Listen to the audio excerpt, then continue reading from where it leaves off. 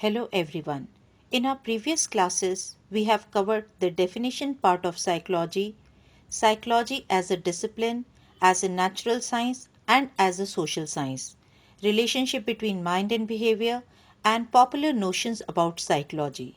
Today, in this part 3 lecture, we will be covering about evolution of psychology. Psychology has been around for a long time, but as a science, it really began just over 100 years ago. It is a modern discipline, and until recently, people did not believe that human mind could be studied objectively. It is influenced to a large extent by Western developments. It emerged from two disciplines, philosophy and physiology. Philosophy considers and believes in innate ideas, reason and deduction, whereas physiology, that is biology and medicine, it deals with how and the method aspect. It believed in empiricism, that is belief in sense perception, induction, and that there are no innate ideas. Once psychology became a science, several schools of thoughts or views emerged, each with its own perspective and important people. Let's first take up structuralism. It was established by William Wundt, and he established the first experimental lab for psychology in 1879 in Leipzig, Germany. He was interested in analyzing the structure of mind or building blocks of mind. He is also called the father of psychology. He was interested in the study of conscious experiences and wanted to analyze the components or the structures or the building blocks of the mind. Conscious here deals with feelings, thoughts, and sensations that one is aware of at a particular moment. Structuralists they use the method of introspection and to identify the basic elements of structure of psychological experience. Introspection is a method where we try to look within and examine our own thoughts or feelings. In introspections, subjects and individuals were asked to describe in detail about their own mental processes or experiences, but this had limitations. Consider as less scientific and it cannot be verified by outside observers. It relies more on subjective or self report data. Let's take an example. If you become angry and you begin to examine your own anger through your introspection, after your current state, what you are going to do? You are most likely to stop being angry and you will start examining your own current state of mind. This will reduce your anger and hostility and your experience of anger. This led to the development of new perspective in psychology. Next school of thought that we are going to talk about is functionalism. It was started by William James. He set up a psychological lab in Cambridge. William James believed that instead of focusing on the structure of mind, psychology should rather focus more on what the mind does and how behavior functions. Psychology should focus on the interaction between the mental processes and the environment of the individual. John Dewey also used functionalism and he argued that human beings seeks to function effectively by adapting to their environment. Functionalist activities they include and lean towards applied work such as development in children, educational practices and usefulness of memory techniques. So let's sum up. Functionalism is developed by William James. It focuses on consciousness and behavior and as well as how they help us to adapt. They look at the bigger picture rather than breaking into smaller parts or smaller pieces. They believe that mind is a stream of consciousness and this stream consists of one's thoughts, ideas, memories, emotions, etc. and is always changing. Next school of thought that we are going to talk about is Gestalt school of thought, and major propounders were Kohler, Kafka, and Wertheimer. It emerged in Germany as a reaction to structuralism. It focused on the organization of perceptual experiences, According to this school of thought, whole is greater than sum of its part, which means what we experience is more than the inputs we receive from our environment. Experience is always holistic. Let's take an example. When light from a series of flashing bulbs falls on our retina, we actually experience movement of light. When we see a movie, we actually have a series of rapidly moving images of still pictures falling on our retina. This is called phi phenomena. It is a reaction against structuralism. And in this school of thought, elementary thought particles don't capture experiences. The whole is different from some of its part. Fundamental concepts the underlining Gestalt psychology is that the mind interprets experience as a whole and in predictable ways rather than simply reacts to them. This makes it as alternative to behavioralism and structuralism. It rejects the structuralist idea that experience can be broken down into individual parts or elements. It also rejects the behaviorist idea that only observable behavior is important.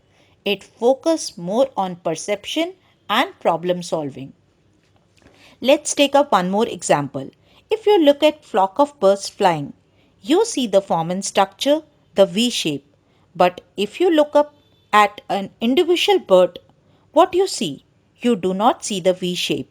We think and perceive about wholes rather than combination of separate elements. This is Gestalt psychology. Another school of thought that we are going to talk about is behaviorism, that was started by John B. Watson.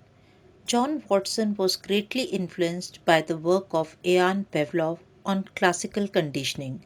He reflected the ideas about studying mind and consciousness in psychology because mind is not observable and introspection is subjective. According to him, scientific psychology must focus on only what is observable and verifiable. He defined psychology as a study of behavior or responses which can be measured and studied objectively. Behaviorists argued that truly scientific psychologists they should study only and only observable behavior. This is an attack on introspection. Psychology as a science should focus only on observable behavior. Mental processes cannot be studied directly, so don't try for that. They believed on that. It is often referred to as stimulus response psychology. Later, it was applied by B.F. Skinner, who believed that all behavior can be explained by stimulus response pairing. He also emphasized the importance of reinforcement and punishment. Another important and famous school of thought is psychoanalysis. It was proposed by Sigmund Freud. He described human behavior as a dynamic manifestation of unconscious desires and conflicts. Freudian psychoanalysis they viewed human beings as motivated by unconscious desires or gratification of pleasure seeking, often sexual desires. He focused more on the importance of unconscious mind, that is, unconscious thoughts, memories, and desires that are below our conscious awareness and they exert and influence our behavior. Unconscious, they are expressed in dreams and slips of tongue, and he placed more emphasis on role of childhood experiences in shaping adult behavior. He also believed that behavior is determined by your past experiences. Psychoanalysis, as a rule, examines the link between our repressed childhood conflicts and our adult anxieties and phobias. These can be dealt as a dream analysis or hypnotherapy. He was criticized as having negative view of human nature. He focused more on the role of our unconscious thoughts and feelings, our memories, and our early childhood experiences in determining behavior. Most of what exists in human mind, according to him, is because of unconscious mind and because of the conflicts we experience.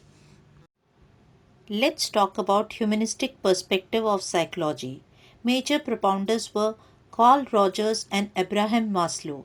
They took a more positive view of human nature. They rejected the behaviorist view, that is, behavior is determined by factors in the environment. They also rejected and the pessimistic view of psychoanalytic approach, that is, human behavior is determined primarily by unconscious forces. They believed in a positive nature of human beings. They thought that people are innately good and possess free will. They are capable of making rational, conscious choices that can lead to personal growth and psychological health. Let's compare two different perspectives, psychoanalysis and humanistic perspective. Psychoanalysis, they believe that decisions are really shaped by our deepest and darkest thoughts and desires that one is not aware of. Rather, humanistic perspective, it believed and focused more on positive aspect of human function. They believed in free will and the basic good nature of human beings. Another important perspective is cognitive perspective. It focuses on how we know the world, the way we process the information. Cognition is basically the process of knowing.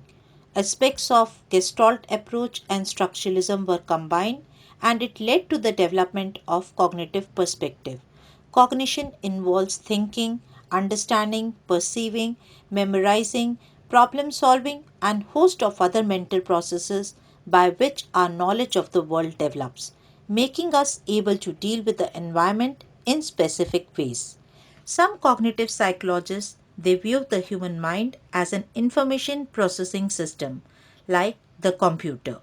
Mind, according to this view, is like a computer and it receives, processes, transforms, stores, and retrieves information.